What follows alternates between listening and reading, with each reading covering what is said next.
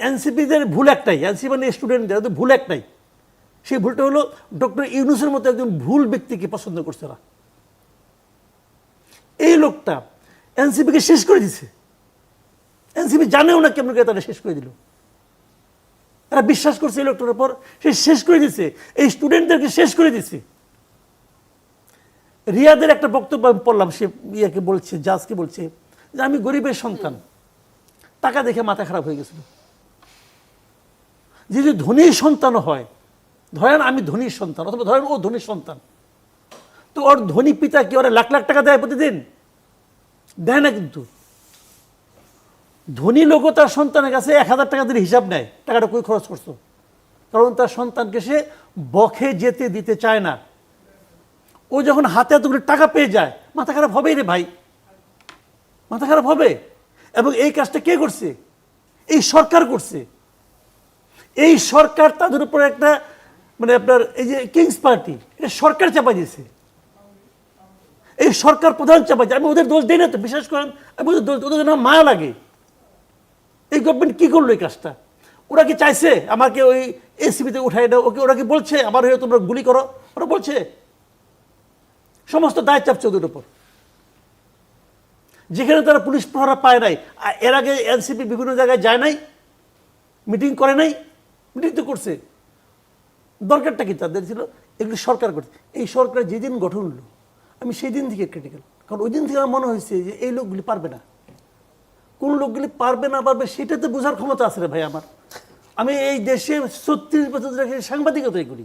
কেন আপনার মনে হলো যে পারবে? এই লোকগুলিকে চিনি আমি, ম্যাক্সিমাম লোকগুলিকে আমি চিনি। এদের এমন কোনো অতীত নাই যারা ভয়ঙ্কর ভালো কোনো কাজ করে ফেলাবে। শুনেন, এটা একটা নর্মাল গভর্নমেন্ট ছিল না। এই গভর্নমেন্টের উপর, নর্মাল একটা গভর্নমেন্টের উপর যে দায় দায়িত্ব থাকে, এদের উপর দায় দায়িত্ব ছিল আরো অনেক বেশি। এবং এরা সবাই এই কাজের জন্য অযোগ্য। এরা মেন্টালি প্রিপেয়ার ছিল না, কেউ না, ইনক্লুডিং ডক্টর ইউনূস। এরা মেন্টালি প্রিপেয়ার ছিল না।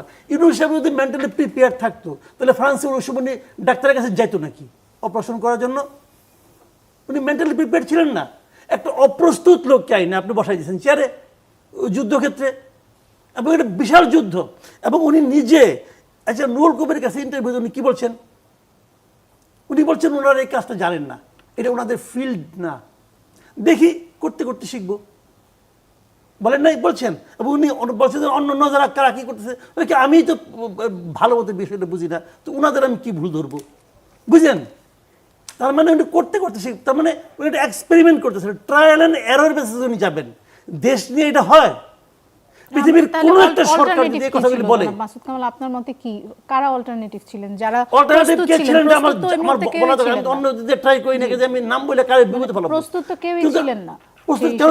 কি কারণে থাকবে না? একটা আন্দোলন ছিল তো, এই আন্দোলনের মধ্যে অনেকেই ছিল, উনি ছিলেন না। এই আন্দোলনের আগে পাশে ডাইনে বাই উনি ছিলেন না। উনি যাদের আনছেন তারাও কেউ ছিল না। কিন্তু আমরা তো শুনছি যে জাতীয় সরকার গঠন করার এক ধরনের প্রচেষ্টা বলে এই উপদেষ্টাদের 80% উপদেষ্টার শারীরিক, মানসিক, আর্থিক এবং বুদ্ধিভিত্তিক কোন ধরনের ইনভলভমেন্ট এই আন্দোলনের সঙ্গে ছিল না। এই যে নূরজাহান বেগমের কোনো ইনভলভমেন্ট ছিল? ছিল ছিল বলেন আপনি? আলী মোহাম্মদ ছিল? আন্দোলনের সাথে ইনভলভমেন্ট না থাকলে তারা সরকারে থাকতে পারবেন না, এরকম এটা আমি বলি নাই। কিন্তু এটা হলো এমন একটা সরকার যারা একটা মানে আপনার একটা লক্ষ্য নিয়ে মাঠে নামছে, যাদের মধ্যে চেতনা, সেই চেতনা তো ধারণ করতে হবে। এরা তো কেউ ধারণ করে না। এই জিনিস আমি যে কথাটা বলছিলাম আপনাকে সেটা, যে দেখেন কতগুলি, যে আমি ওই প্রসঙ্গের আগে আসি, যে কেন উনি এত বড় ক্ষতিটা করলেন। উনি কিন্তু ক্ষতি খালি স্টুডেন্টদের করেন নাই, জাতিকে ক্ষতিগ্রস্ত করছেন। কোথায় সেটা আমি বলি, এদেরকে বিতর্কিত করে দিয়েছে। দেখেন উনি আসলে কার লোক বলেন তো? উনি হলো পশ্চিমা বিশ্বের লোক। এবং পশ্চিমা বিশ্বের সবচেয়ে ভয় পায় কি? তারা ভয় পায় ইয়াং জেনারেশনের আপরাইজিংকে। মনে নাই ফিলিস্তিনিদের পক্ষে যাওয়ার জন্য আমেরিকাতে এই স্টুডেন্টদের কি করছে তারা? কামাল, এখানে যদি আমি একটু থামাই আপনাকে, এই যে আপনি বললেন যে উনি হচ্ছেন পশ্চিমা বিশ্বের লোক, সেটি কি একটা কারণ ছিল যে ওনাকে এই পদে তখন বসানো হয়েছিল? কারণ তখন সবাই ভয় পেয়েছিলেন যে আওয়ামী লীগের পতনের পরে যে পশ্চিমা চাপ আসবে সেটি সামলাতে উনি পারবেন না। না না না তা না, আমি ওই প্রসঙ্গটা পরে আসতেছি। আগে এইটা আমি শেষ করি, এই ধারাবাহিকতা আমি শেষ করি।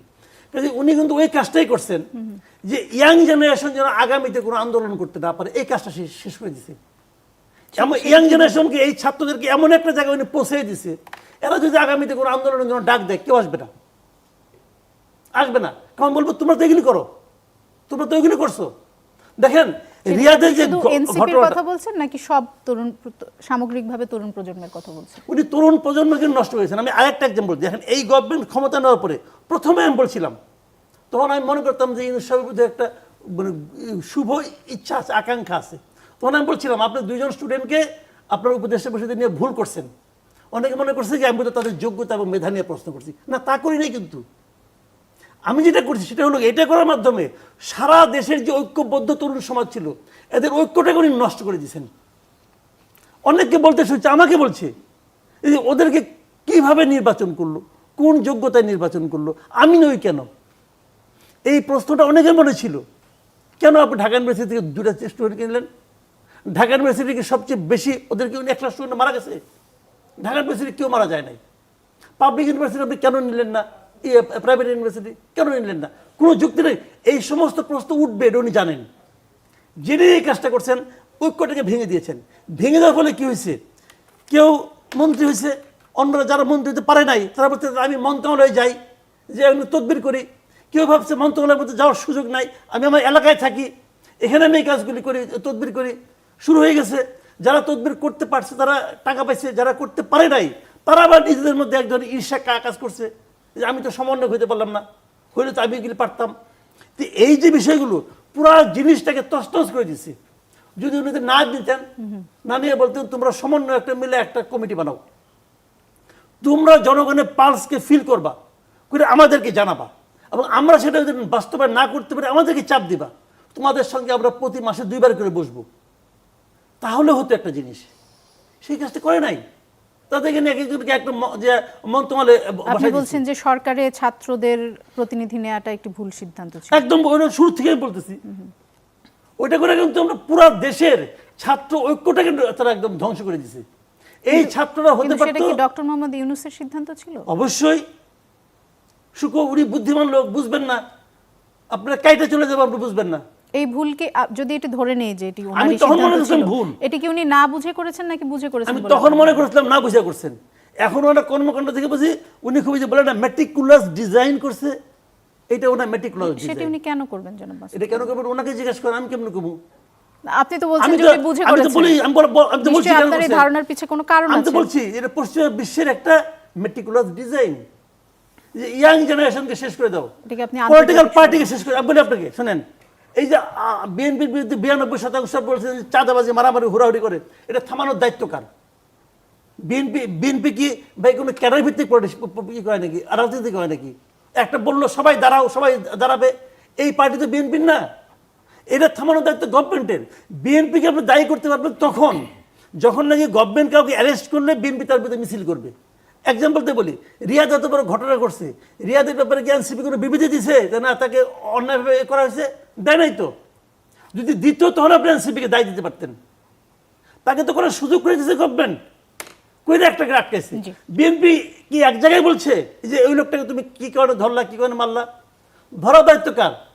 আমার ছিনতাই হয়ে গেল, ছিনতাই করলো এনসিপি লোক, আমি কি এনসিপিকে দায়ী দিব না গভর্নমেন্টকে দায়ী দিব?